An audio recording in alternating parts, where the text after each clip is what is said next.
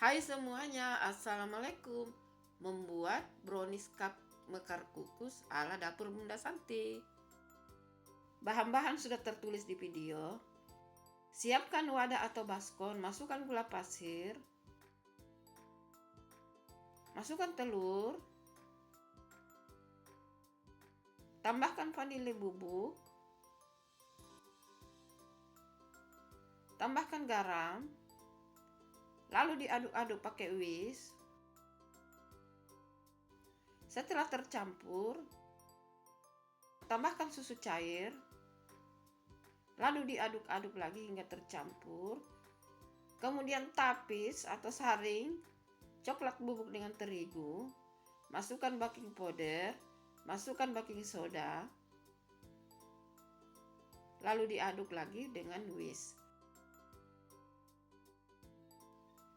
Kemudian terakhir masukkan minyak goreng.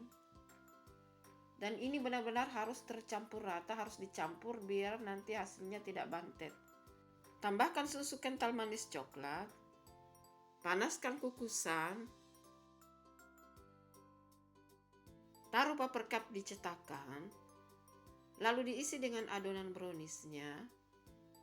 Kemudian dikukus kurang lebih 20 menit sampai matang. Dan ini dia hasilnya. Silakan mencoba resepnya, semoga bermanfaat.